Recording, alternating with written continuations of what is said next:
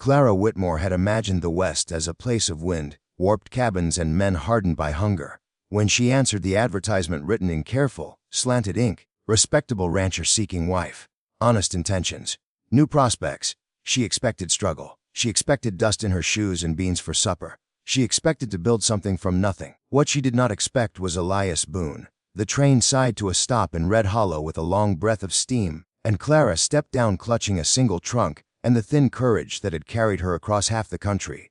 The town was smaller than she imagined, one general store, a smithy, a row of buildings facing a narrow stretch of road that disappeared into plains of amber grass. A few men stood near the watering trough. One of them detached from the group and walked toward her. He wasn't dressed like a wealthy man.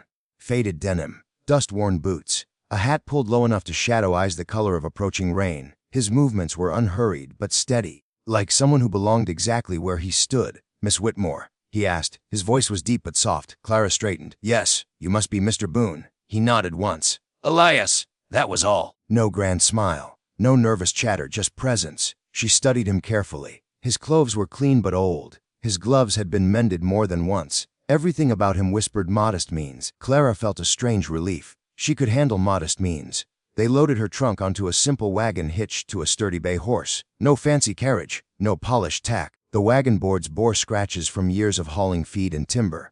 As they rode away from town, Clara stole glances at her husband-to-be.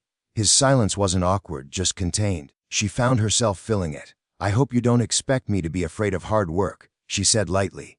"I didn't come west for comfort." Elias glanced at her then, something almost amused flickering beneath that calm exterior. "Good," he said. "Comfort can make a person soft." The prairie opened wide around them, an ocean of gold bending under the wind. Clara searched the horizon for a farmhouse, something humble and leaning, perhaps smoke from a crooked chimney. They rode for nearly an hour. She began to wonder just how poor he truly was. When Clara finally saw the house, she blinked. It wasn't a shack, it was large. Not ostentatious but solid. 2 stories built of dark timber, wide porches wrapping around both sides. Windows caught the lowering sun and flashed like quiet fire. Barns stood beyond it, taller and better kept than any she'd seen before. Clara straightened in her seat. "You work here?" she asked carefully. Elias slowed the wagon. "No." Her fingers tightened in her lap. "Oh." He guided the horse toward the main house, wheels rolling over smooth gravel rather than dirt. Gravel. That meant money.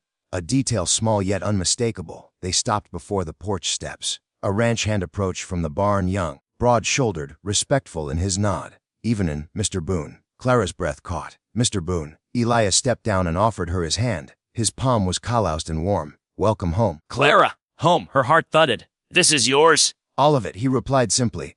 1,000 acres stretched beyond the hills. Fenced pastures, well-built stables, cattle bearing a distinct brand she suddenly realized she'd seen referenced in livestock bulletins back east, the Boone Crescent.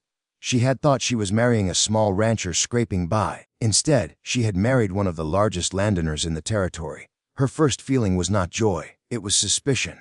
Why would a man with this quiet empire, need a mail-order bride? Inside, the house was even more surprising. Polished wood floors, a massive stone fireplace, bookshelves filled with leather-bound volumes, not trophies of wealth but signs of thoughtfulness. Taste without arrogance. "You've done well," she said cautiously. Elias removed his hat. "My father started with nothing. I expanded. And no one told me," she murmured. "I didn't think it mattered." She studied him in the warm lamplight. "It matters." His eyes met hers then, steady, unrateable. "I asked for a wife, not someone impressed by property." The statement hit harder than she expected. She'd been prepared for poverty. She'd been prepared to labor beside a man climbing upward. But wealth shifted power. And Clara Whitmore did not enjoy feeling unbalanced. That first night, Clara lay awake in a bedroom larger than her entire childhood home. The bed was carved oak. Fresh linens carried the faint scent of lavender. Through the window, she could see lanterns moving in the barnyard as ranch hands finished evening duties. This wasn't survival living. This was legacy. At breakfast, she discovered even more. The kitchen was managed, though simply. A cook named Mrs. Talley prepared meals for the household and workers. Accounts were organized meticulously in an office off the main hall. Elias handled them personally. He wasn't showy. He didn't flaunt control. But everyone listened when he spoke. Later that morning, Clara ventured outside alone. The fields rolled endlessly, dotted with cattle strong and well-fed. 2 ranch hands tipped their hats respectfully. "You're Mrs. Boone now," one said warmly. The words felt foreign. She walked to the edge of a rise overlooking the property. Wind lifted her hair and tugged at her bonnet ribbons. She had come west believing she would help build a dream from dust. Instead, she had stepped into a finished masterpiece. But something unsettled her. Elias had written only 3 brief letters during their correspondence, none boasting, none elaborating. He had described drought seasons and cattle drives with the same quiet tone as mentioning sunrise. He had hidden the scale deliberately. Why? That evening, she asked him directly. Why didn't you tell me how much you owned? Elias considered the fire for a long moment before answering. My mother married my father when he had nothing, he said slowly. She loved the man, not the land. After she died, I watched women in town look at acreage first and character second. And you feared I would be one of them. I didn't know, he admitted. The honesty in his voice took the sting from his words. Clara met his gaze evenly. I came for partnership, Not riches. A faint nod. respect perhaps. Outside, coyotes howled faintly at the rising moon. Inside, something more complicated than a marriage agreement began taking shape. Neither of them realized just how fiercely it would soon be tested. Wealth, Clara discovered, brought enemies. 2 weeks into her new life, she noticed men riding the perimeter fences at dusk, figures who did not belong to the Boone hands. Elias said little, but tension tightened his jaw. There are disputes, he finally admitted. Expansion creates resentment. The neighboring rancher, Victor Hale, had once courted much of the grazing territory Elias now controlled. Hale believed Boone's success came too quickly, too decisively. Does he threaten you? Clara asked. Elias adjusted his gloves. He tests boundaries. One morning, several cattle were found scattered, fencing cut deliberately. The act wasn't theft, it was provocation. Clara watched her husband ride out with calm authority, issuing quiet commands that restored order within hours. No shouting, no rage, only precision.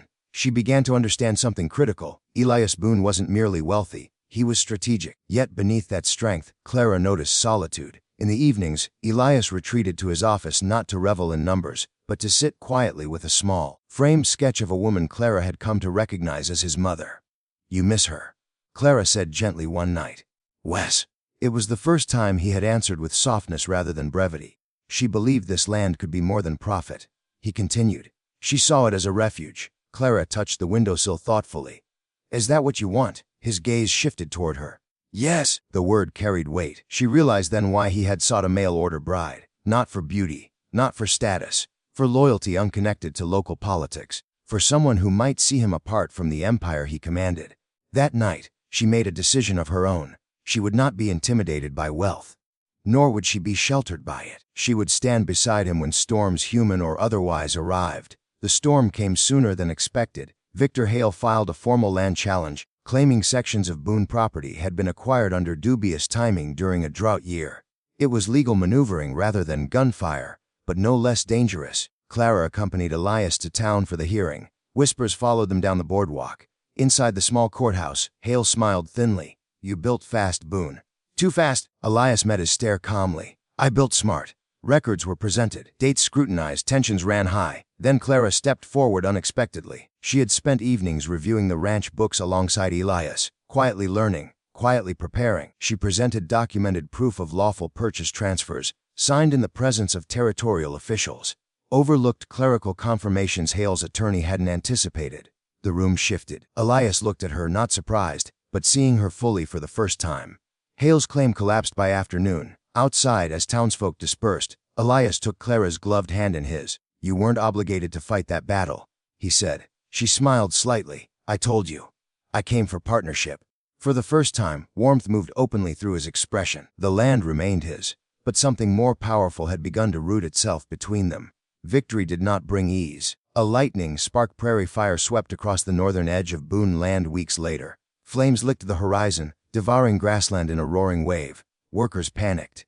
Cattle thundered. Without hesitation, Elias organized defensive backfires to protect the barns and main house. Clara refused to stay behind. Smoke burned her lungs as she carried water, relayed instructions, soot streaking her skirts. She saw fear in the ranch hands' faces, but she also saw how steady Elias remained in chaos. Fire consumed acres, but the house stood, the barns survived, and when dawn broke across blackened earth, Clara realized wealth had not shielded them from disaster. Only resilience had. Rebuilding required decisions. Insurance would cover some losses. Savings would cover more. Elias could afford recovery, yet he chose something different. He gathered his ranch hands. We rebuild together, he said. Wedges continue. No layoffs. It would cost him dearly in the short term. Clara understood what that sacrifice meant. You don't just own this land, she said quietly later. No, he agreed. We'll belong to it. In that moment, she understood the true depth of what he owned. Not acreage, not cattle. Trust, loyalty, community. Months passed. Grass returned greener where fire had cleared decay. Calves were born healthy. The ranch thrived anew. One evening, Clara stood beside Elias on the porch as the sun sank behind endless fields.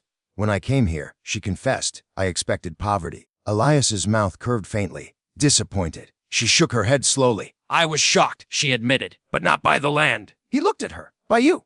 He waited. You owned strength without arrogance, wealth without cruelty, power without noise. The quiet cowboy removed his hat, brushing wind, tangled hair from his forehead. All I ever wanted, he said softly, was someone who saw that. Clara slipped her hand into his.